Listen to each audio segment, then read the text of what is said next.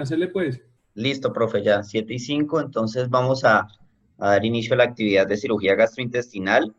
Vamos a hablar del tema de acalasia y este es un tema que compete tanto al cirujano general como al cirujano de la paroscopia, al cirujano gastrointestinal, al endoscopista y por tanto pues tenemos invitados al grupo de endoscopia, de cirugía de la paroscopia avanzada, los residentes de cirugía general y los demás docentes. Entonces, para hablar de acalasia, primero tenemos que tener clara la definición, que es un trastorno de la motilidad esofágica y se caracteriza por un esófago aperistáltico, con alteración en la relajación del esfínter esofágico inferior, y esto se da durante la deglución. La incidencia anual, si bien es baja, es 1 en cada 100.000 habitantes, su prevalencia alcanza 9 a 10 por cada 100.000 habitantes a nivel global. En la clínica hay sintomatología variada, pero principalmente lo que se va a dar es una disfagia progresiva a sólidos y a líquidos entre el 82% y casi que el 100% de los casos, acidez, reflujo con porcentajes del 76 al 91, en algunos casos dolor torácico, sobre todo en un subtipo especial de acalasia, que es el subtipo tipo 3, que es la acalasia espástica, pérdida de peso y concomitante a la pérdida de peso se van a dar deficiencias nutricionales respectivas por la disminución de ingesta, por esta disfagia progresiva a sólidos y a líquidos. La patofisiología de esta enfermedad se ha estudiado y en teoría lo que sucede es una pérdida selectiva de las neuronas inhibitorias del plexo mientérico del esófago distal y del esfínter esofágico inferior. Lo que sucede es que la transmisión sináptica, lo que se da es una liberación de acetilcolina que va a actuar sobre las fibras musculares de músculo liso esofágicas y esta genera la contracción. La contraparte de esto va a estar dada por el péptido vasointestinal vasoactivo y el óxido nítrico. Sin embargo, en los casos de acalasia, esta liberación de óxido nítrico y de péptido vasointestinal vasoactivo va a estar interrumpida y por tanto vamos a tener una disminución en la inhibición neuronal en el plexo mientérico y una sobreestimulación entonces de la parte de acetilcolina en la membrana postsináptica y por tanto vamos a tener una contracción sostenida y esto lo que nos va a generar es un desbalance a nivel excitatorio en la membrana postsináptica sobre el músculo liso. Hay estudios que sugieren incluso asociación con patología infecciosa y esto lo podemos ejemplificar en el caso de Brasil, en donde la enfermedad de Chagas es endémica y alcanzan cifras de hasta 840 por cada 100.000 habitantes de casos de acalasia, que pues como vimos en la epidemiología global es únicamente 1 en 100.000 y por tanto pues podemos establecer esta asociación con la parte viral. También hay otros virus como el herpes simple y el virus del papiloma humano, cuyos anticuerpos virales séricos se encuentran también en pacientes con acalasia. Y la contribución de ellos va a estar en interacción con genes del HLA tipo 2 en cuanto a su susceptibilidad.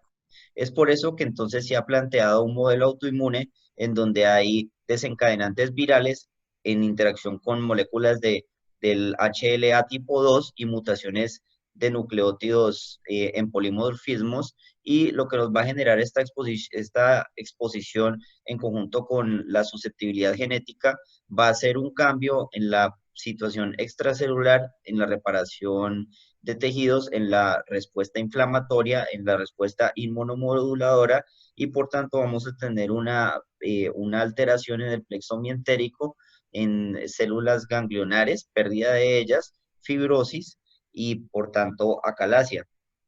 En pacientes con acalasia existe un riesgo relativo de 3,6 de tener otra enfermedad autoinmune.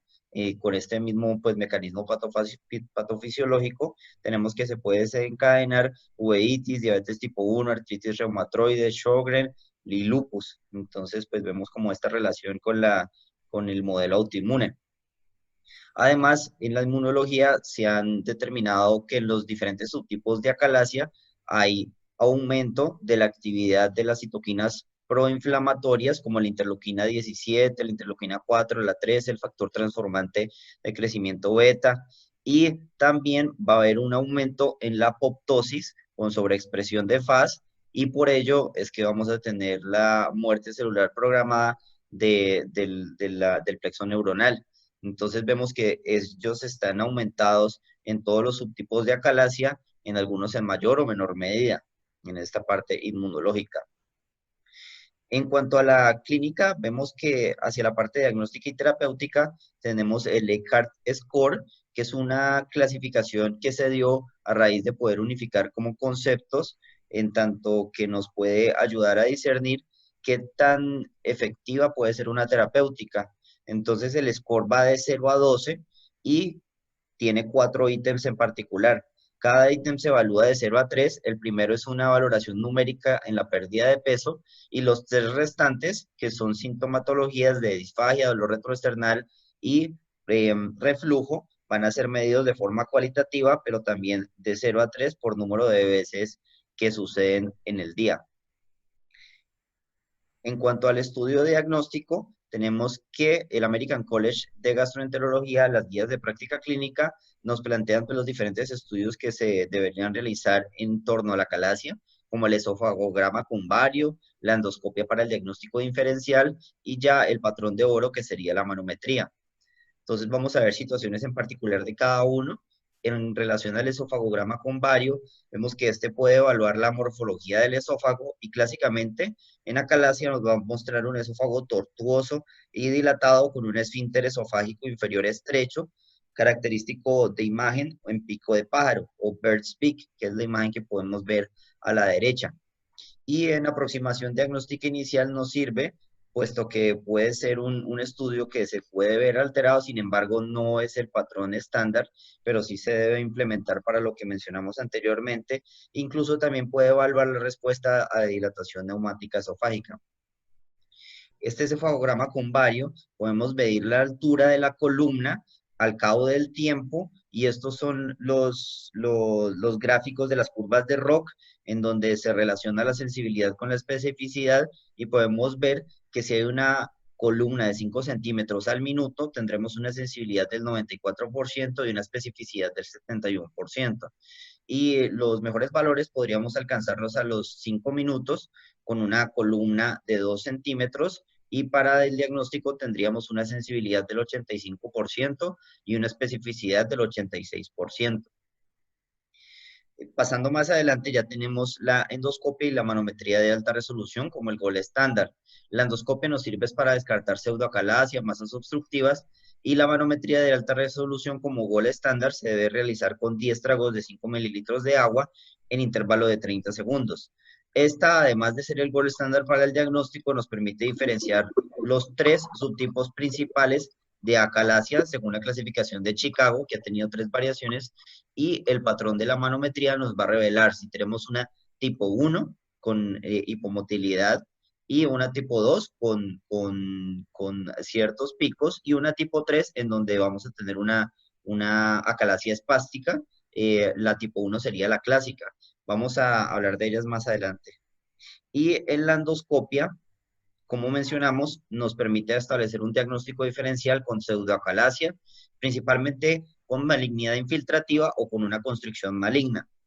En una endoscopia, en donde sí nos da indicios de acalasia, podemos ver las imágenes de la derecha, en donde se ve incluso un lumen puntiforme en la unión gastroesofágica y podemos ver también acumulación de saliva en la imagen B o incluso restos alimenticios. Ya en la manometría de alta resolución, como mencioné inicialmente, tenemos la tipo 1, que es la clásica, con mínima contractilidad del cuerpo esofágico, aperistalsis y ausencia de presurización esofágica. En la tipo 2 ya tenemos los periodos intermitentes de presurización esofágica, una relajación incompleta, peristalsis y una presurización panesofágica, pero en al menos 20% de los registros. Y ya la tipo 3, que es la espástica, son contracciones prematuras o espásticas en el esófago distal, con una latencia distal menor a 4.5 segundos en menos del 20% de los registros. Esta clasificación es de diferentes subtipos. No quiere decir que sea una secuencia de progresión de la enfermedad. Tanto así que incluso en los hallazgos histopatológicos vemos que en la tipo 3 hay preservación de células ganglionares a diferencia de la tipo 1 y tipo 2, donde hay incremento en la aganglionosis y pérdida neuronal. Y en los hallazgos clínicos podemos ver que en la tipo 3 es menos común que se reporte pérdida de peso y es más común que se reporte el dolor torácico, como mencioné al principio en los hallazgos clínicos. Entonces, pues podemos ver que tanto los hallazgos histopatológicos como los hallazgos clínicos y manométricos nos revelan que son tres subtipos diferentes de esta patología. Esto es lo que se puede ver en una manometría de alta resolución, como vemos la contracción espástica en el tipo 3, la intermitente en el tipo 2 y la clásica en la tipo 1. Y podemos ver que además estos subtipos de acalasia pueden establecerse como factores predictores en el desenlace post-tratamiento. Principalmente la tipo 1 y tipo 2 se ha manejado vía laparoscópica o vía endoscópica con dilataciones esofágicas clásicamente, y podemos ver que tanto para la cirugía laparoscópica con miotomía de género o dilataciones endoscópicas, en la tipo 1 y tipo 2 va a haber una alta efectividad, siendo principalmente la tipo 2, luego la tipo 1, y la que menos efectividad ha tenido es sobre la tipo 3 o espástica en la gráfica de Kaplan-Meier que vemos a la derecha con los diferentes colores. La tipo 2 sería la curva verde, en donde vemos la mayor efectividad, la tipo 1 la segunda con la curva azul, y la tipo 3 la curva amarilla, que sería la menos efectiva en cuanto al tratamiento. Entonces, por eso estos nos pueden servir como factores predictores los diferentes tipos de acalasia.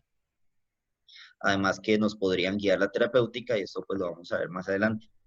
Entonces, resulta que se realizó este metaanálisis con 9 estudios, con 727 pacientes, y se evidenció que la acalasia tipo 2 se ha asociado a un mejor pronóstico, a la dilatación neumática y a miotomía de Heller vía laparoscópica. Y la tipo 3 es la de peor pronóstico con estas intervenciones, y por eso como se ha establecido que podría optarse por otro tipo de intervenciones, como la intervención endoscópica POEM. Sin embargo, en los últimos estudios, que lo vamos a ver casi al final, vemos que la cirugía del tipo laparoscópica también puede tener cierta efectividad en cuanto a la acalasia tipo 3, resultados incluso similares que la intervención endoscópica tipo POEM. En el tratamiento farmacológico, ya una vez terminada la parte diagnóstica, vamos a ver que el manejo médico oral es la terapia menos efectiva, y además de ser menos efectiva es la que genera eventos adversos o efectos no deseados más comúnmente. Los principales que aún en algunos sitios se realizan, pero pues que no están recomendados, son los bloqueadores de canales de calcio, como el nifedipino, que va a disminuir la presión en el reposo del esfínter esofágico inferior hasta en el 75% de los pacientes. Sin embargo, este efecto va a ser transitorio a corto plazo, y podemos tener efectos secundarios hasta en el 30% de los pacientes, y efectos como cefalea, hipotensión ortostática, edema, entre otros. La toxina botulínica como alternativa farmacológica y a la vez relativamente intervencionista, la inyección de ella tiene una efectividad tanto a corto plazo como a mediano plazo. Y lo que sucede es que se va a interactuar la cadena liviana de la toxina botulínica, se va a liberar, va a interactuar con los complejos de SNARE, y lo que va a suceder es que va a impedir una fusión a las membranas de la célula muscular, y va a impedir que se libere el neurotransmisor de acetilcolina, y en este caso pues va a impedir la perpetuación de la contracción muscular. Esto lo que nos va a generar es una mejoría sintomática al mes del 78%, pero va a tener un decrecimiento gradual, 70% a los 3 meses, 50 a los 6 y 40 al año. Se considera su uso en pacientes de edad avanzada, con múltiples comorbilidades, alto riesgo quirúrgico, o también como una terapia de rescate cuando los demás han fallado. Dosis de 50, 100 y 200 unidades se han evaluado, y ambas tienen una relativa similitud en la presión en el esfínter esofágico inferior. 2 dosis de 100 unidades con intervalo de 30 días ha mostrado una mayor probabilidad de remisión. Sin embargo, sus efectos todavía son a mediano plazo, no a largo plazo. Y el efecto, pues por tanto, va a ser reversible, no conlleva neurodegeneración, y efectos secundarios son más bien pocos, principalmente anticolinérgicos, pero significativamente mucho menor que la terapia farmacológica, la cual está en desuso. Las guías de la ASGE, de la American Society de Gastroenterología Endoscópica del 2019, lo que nos dice respecto a esta toxina botulínica es que se han hecho 22 ensayos clínicos no controlados, con resultados entre 730 pacientes, en donde el éxito va a estar en 77% de los pacientes, definido por un EDGAR de 3. Recordemos que EDGAR es la clasificación que vimos al principio en la clínica, en donde nos muestra la pérdida de peso y los diferentes sintomáticos agrupados en 3 grupos, y los valores van a ser de 0 a 3 para cada ítem en particular, y en total van a ser 12 puntos. Y una puntuación A3 es lo que nos va a definir si hubo éxito clínico con la intervención. Entonces, en estos 22 ensayos clínicos controlados se evaluaron todos los estudios desde el 94 hasta el 2015 y se determinó que el éxito se logra en el 77%, pero únicamente en el periodo de 1 a 6 meses, y posteriormente va a tener un decrecimiento gradual, que fue el que vimos anteriormente. Entonces, en estas guías de manejo, también tenemos la guía del 2020 de la Unión Europea de Gastroenterología, en donde visualizamos que, como mencionamos anteriormente, las terapias farmacológicas han caído en desuso por su corta efectividad y por sus efectos secundarios no deseados, y reservar el manejo de la toxina botulínica para pacientes no candidatos a manejo quirúrgico o endoscópico. El tratamiento va a ser, por tanto, quirúrgico o endoscópico, guiado por las características del paciente, el tipo de acalasia documentada en la manometría de alta resolución, la decisión del paciente y experiencia del centro médico, y el seguimiento va a ser por la clínica. Entonces, vamos a mirar cada una de las técnicas en particular. Esta primera va a ser la dilatación neumática. Esta se realiza con un balón de polietileno insuflado con aire, aplicado de 7 a 15 pascales, y a través del esfínter esofágico inferior por unos 15 a 60 segundos. Lo que sucede es que la fuerza radial que se genera va a ocasionar una disrupción en la muscular propia del esfínter esofágico inferior, y esto lo que va a hacer es disminuir la hipertonicidad. La técnica se hace gradual desde diámetros de 3 a 4 centímetros, y esto permite el 90% de tasa de respuesta a los 6 meses e incluso 44% a los 6 años. Y hay factores de predicción de favorabilidad como la edad, el esófago estrecho o la calasia tipo 2. Entonces, este video ilustrativo lo que nos muestra es que se sitúa el balón en el interior del esófago, y lo que vamos a tener es que se debe fijar este balón al endoscopio y se va a insuflar teniendo como referencia la mitad del esfínter esofágico inferior, y vamos a insuflarlo a una presión constante, y esta presión nos va a determinar primero una expansión a 3 centímetros, después a 3,5 centímetros y finalmente a 4 centímetros. Esta es una demostración gráfica de lo que sucede, y la demostración en cuanto a la presión sostenida de los 30 a 60 segundos. Y ahora vamos a ver cómo se pasa a la visión no esquemática, sino a la real, de forma endoscópica con 3 dilataciones sucesivas. Esta sería la primera dilatación y el resultado de la misma. Esta sería la segunda dilatación y el resultado, y esta sería la tercera dilatación y el resultado. Entonces, en las guías del 2019 de la ASGE se realizó una revisión sistemática y metaanálisis con 52 estudios no controlados, en más de 4.000 pacientes, y el éxito, como ya lo habíamos mencionado, es definido con una puntuación de ECAR de 3, fue alcanzado hasta en el 83% de los pacientes en el lapso de tiempo entre 1 a 6 meses, con disminución de presión esofágica de 34 milímetros de mercurio hasta 20 milímetros de mercurio. Los eventos adversos que se han notificado con este tipo de técnica son relativamente altos: una perforación en 2,8% de los pacientes, un sangrado sustancial que requiere de una intervención adicional del 2%, y una tasa de enfermedad por reflujo gastroesofágico a 6 meses del 9%. También existen otras técnicas aparte de la dilatación, como la miotomía. La miotomía de las fibras musculares circulares del esfínter esofágico inferior, que nos va a generar una disminución en la presión residual, y esta se puede realizar vía laparoscópica, como la miotomía de Heller, o vía endoscópica o tipo POEM. La miotomía de Heller laparoscópica es la que podemos ver en este video, y lo que se realiza es colocación de los puertos. Se coloca un puerto central para la cámara, un puerto para la retracción hepática, del lóbulo izquierdo y vamos a tener 3 puertos de trabajo. Estos 3 puertos de trabajo lo que nos permiten es actuar cerca del ángulo de His y vamos a hacer una disección de todo el contenido laxo, de tejido conectivo y de tejido graso. Vamos a abrir una ventana en la parte anterior de la unión gastroesofágica del esófago distal y vamos a hacer esta disección con ultrasonido en este caso.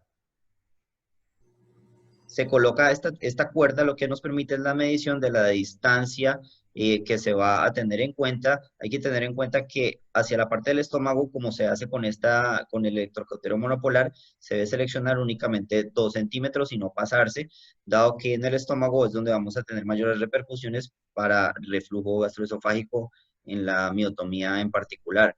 Se realiza la miotomía de las capas musculares. En el esófago tenemos 2 capas musculares, la longitudinal, que es la que primero aparecería, y posteriormente la circular. Ya en el estómago tendríamos 3 capas, las mismas esofágicas, pero también tendríamos una capa diagonal u oblicua. Entonces, en esta capa diagonal u oblicua nos generaría ciertas dificultades para continuar la disección y además, pues existe riesgo de perforación gástrica. Sin embargo, cuando se generan situaciones en donde la mucosa puede estar relativamente expuesta, se pueden colocar puntos de sutura y se pueden colocar puntos simples sin inconveniente alguno. Aquí vemos que hay riesgo de perforación de la mucosa, no está claro y cuando no está claro se coloca un punto simple en dicho lugar. Una vez se termina la miotomía endoscópica, se procede a realizar funduplicatura. ¿Por qué la funduplicatura? Se han dicho diferentes estudios y resulta que pues con la realización de la cirugía laparoscópica de miotomía de Heller, sucede entre un 20 y un 30% de enfermedad de reflujo gastroesofágico consecuente. Entonces, para disminuir los índices de este efecto de la terapéutica de la calasia, lo que se ha realizado es realizar una funduplicatura. No se realiza la funduplicatura total, dado que realizar una funduplicatura total de 360 grados de Nissen nos podría generar una constricción sobre el esfínter esofágico inferior y nos podría generar una acalasia de tipo ya quirúrgica. Lo que se realiza entonces es una funduplicatura parcial que puede ser de tupet posterior o de DOR tipo anterior. Entonces, se han hecho diferentes estudios. El estudio de la derecha es un metaanálisis y ensayo clínico controlado del 2019 de cirugía de tupet versus DOR, en donde vemos que las ventajas de la técnica quirúrgica de DOR anterior es, pues, primero, que es una funduplicatura parcial y segundo, que únicamente estamos teniendo en cuenta un abordaje anterior sin tener que realizar disección posterior. Vamos a tener menor lesión del nervio vago, pero de todas formas mencionan que no se descarta la utilización de la técnica de Tupet, siempre y cuando pues sea de forma parcial, no realizar cirugía de Nissen. Lo que realizamos en la técnica de DOR es una funduplicatura anterior de 180 grados, adherimos a la cruz derecha y cruz izquierda, y esto nos va a permitir además también una protección de la mucosa esofágica que quedó expuesta tras la miotomía. Esta es la finalización ya de la cirugía como tal, y este es el resultado.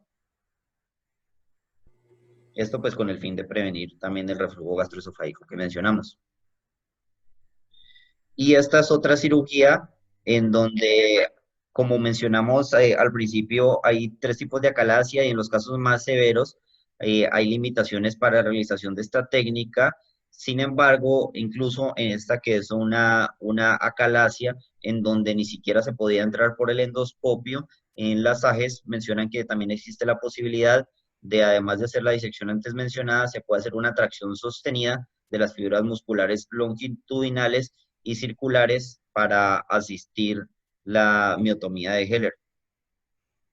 Y en este caso, que ni siquiera se podía entrar por el endoscopio, el paciente evolucionó satisfactoriamente con este tipo de cirugía. Sin embargo, pues en estos casos pues puede haber mayor sangrado. Entonces, se realizó un metaanálisis que incluyó más de 5.000 pacientes, 53 estudios, 5 aleatorios, 48 prospectivos con retrospectivos de cohortes, y la mejoría en la disfagia fue reportada hasta en el 87% de los pacientes con seguimiento extenso a 40 meses. Y basado en modelos de regresión logística, la mejoría probabilística de la disfagia fue del 91% a los 12 meses. Se notificaron síntomas de enfermedad de reflujo gastroesofágico hasta en el 17% de los pacientes, con evidencia incluso pues en la pH-metría, que es el gol estándar como ya vimos antes, y para la enfermedad de reflujo gastroesofágico. Y recurrencia o persistencia de síntomas entre el 5 y el 15% de los pacientes. Entonces, la miotomía de Heller laparoscópica tiene una tasa de eficacia incluso a largo plazo, desde el 88 hasta el 95% de los casos de 6 a 10 años.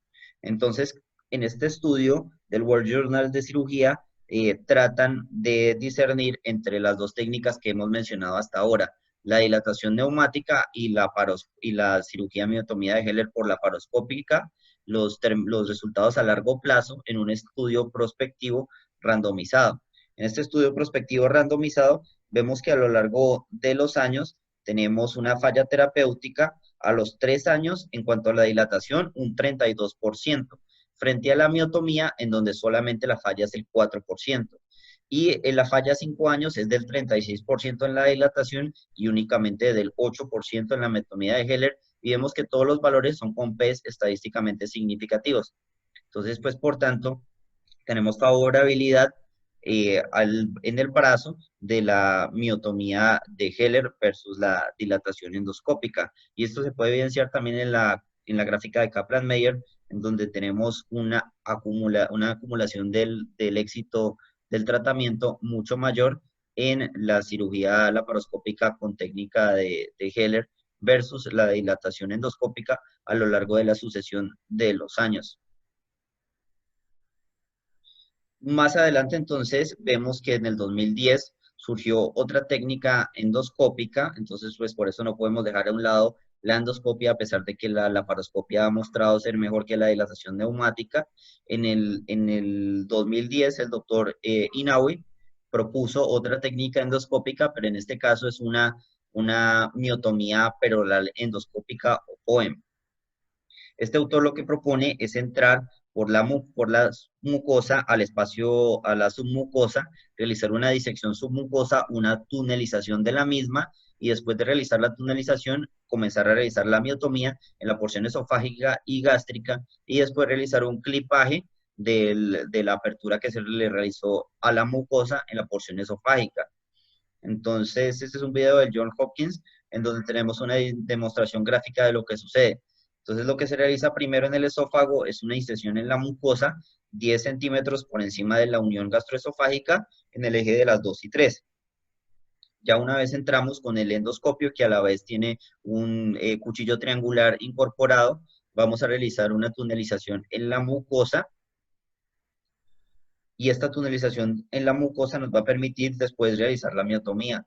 La miotomía se comienza a realizar 3 centímetros distal a la incisión en la mucosa, y por lo general debe corresponder la extensión hacia la curvatura menor gástrica en aproximadamente 2 a 3 centímetros. Si nos prolongamos de los 2 a 3 centímetros, corremos más riesgo de presentar reflujo gastroesofágico. Y esta es una de las pues, principales dificultades en la técnica POEM, la generación del reflujo gastroesofágico, como vamos a ver en los datos de los diferentes estudios más adelante.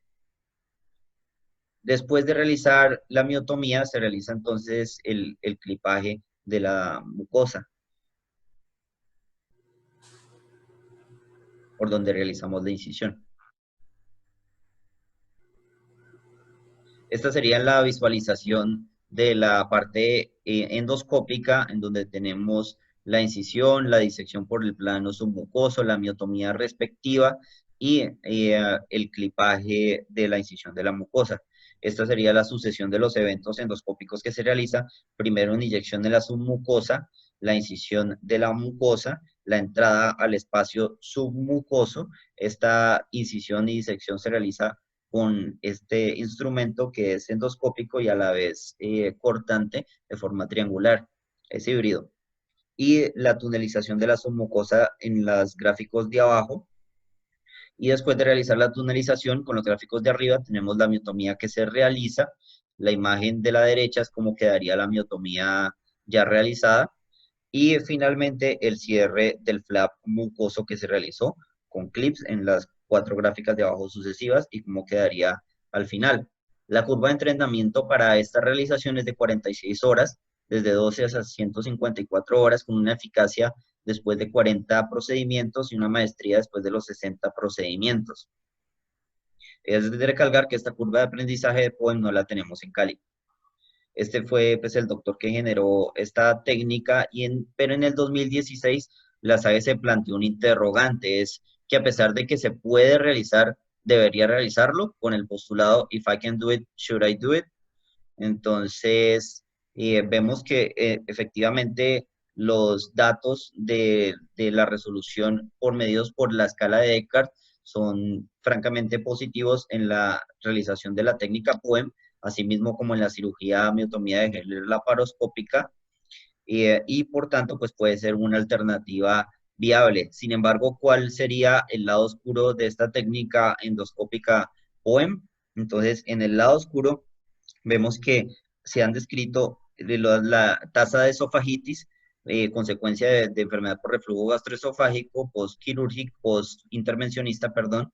Incluso el mismo doctor que la propone, el doctor Inaui, ha reportado en series de casos datos hasta del 60% de casos de esofagitis.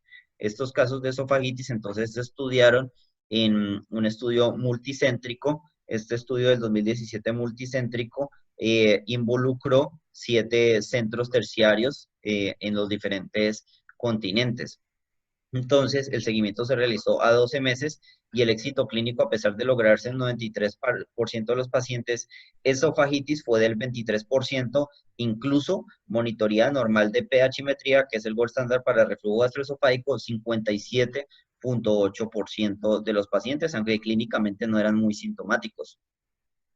Estas son las gráficas tanto del doctor Inaui como de las AGES, en donde muestran que los diferentes grados de esofagitis y la relación, la mayoría de los que presentan esofagitis van a presentar en una esofagitis grado A, que sería pues la menor de los casos hasta ahora, lo que se ha reportado. Y en el 2018, el doctor, en defensa pues de su manejo endoscópico en las AGES, reportó que tiene una causística de más de 1.600 pacientes con tasa de éxito del 95%, sin complicaciones mayores evaluadas por la escala de Clavien-Dindow. La escala de Clavien-Dindow lo que nos documenta es si se requieren medidas farmacológicas o quirúrgicas adicionales o complicaciones mayores, y en ningún caso hubo complicaciones tipo 3B o más. Sí hubo complicaciones menores, pero únicamente en el 3%, pero sí vemos que el reflujo gastroesofágico después de esta cirugía va a ser desde el 22% hasta el 53% de los pacientes, es decir, casi la mitad de los pacientes van a tener situaciones de reflujo gastroesofágico.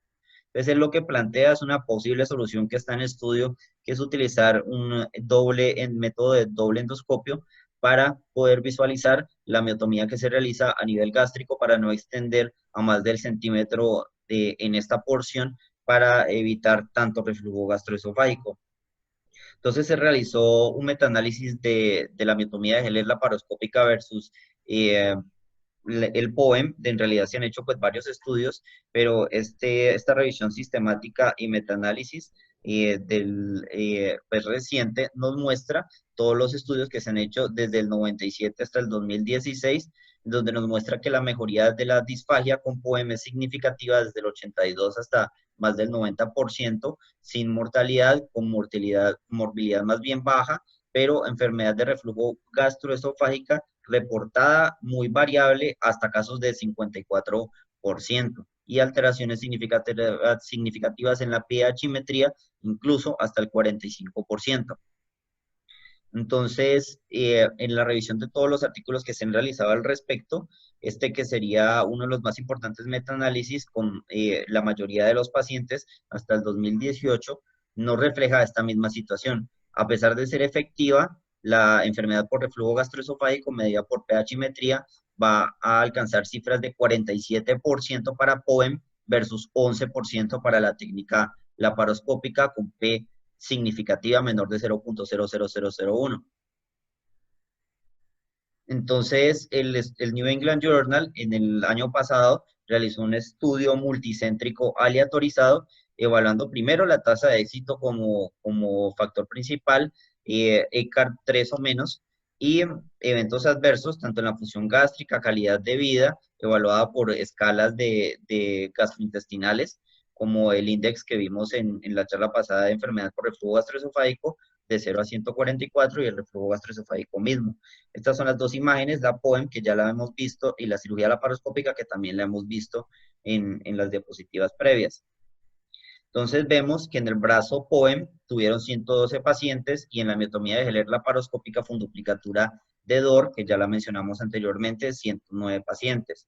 Vemos entonces que los resultados de éxito son similares de uno a otro procedimiento, cerca del 90% en ambos casos a los 3 meses y a los 2 años.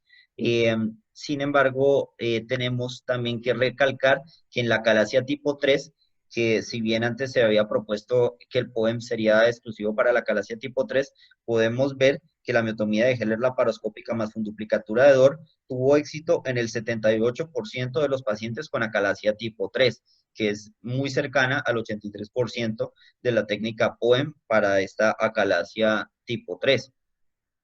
Y en los desenlaces secundarios, los eventos adversos no alcanzaron el poder suficiente para evaluar este ítem. Lo que sí fue suficiente fue en esofagitis por reflujo y en uso de inhibidores de bomba de protones. Y vemos que en la miotomía de Heller laparoscópica tenemos a los 3 y 24 meses valores cercanos al 20-30% de esofagitis por reflujo.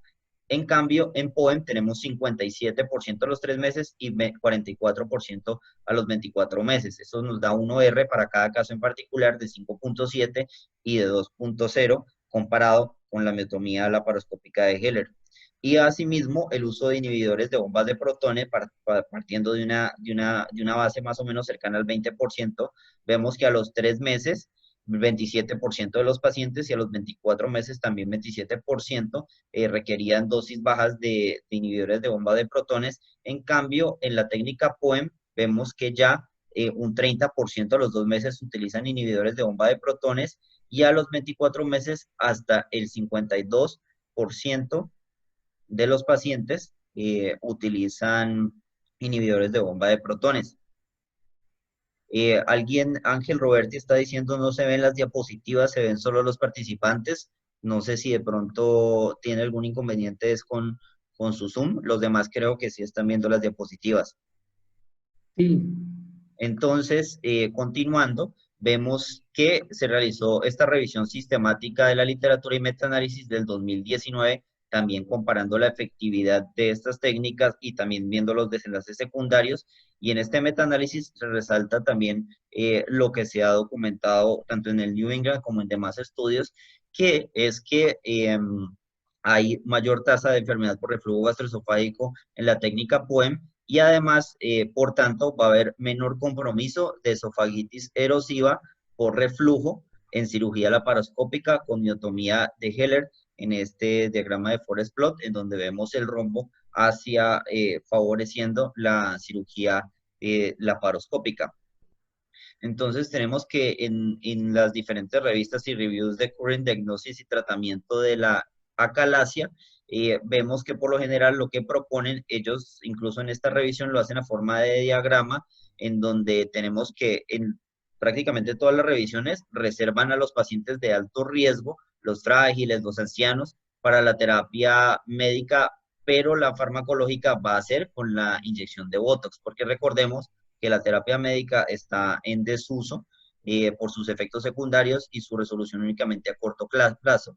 La acalasia tipo 1 y tipo 2 va a ser preferentemente manejada por los dos medios que vimos terapéuticos al principio, que es la miotomía de Heller laparoscópica o la dilatación neumática. Este O quiere decir que la dilatación neumática se va a realizar es en los casos en donde no sea posible realizar el abordaje laparoscópico. Y si hay una falla de alguna de las dos, se puede optar por la otra técnica en particular. Y si hay falla de ellas, pues se puede ya utilizar la terapia endoscópica POEM. Y si hay falla, ahí ya sí se recurriría al último recurso, que es la esofageectomía, que cada vez se utiliza menos.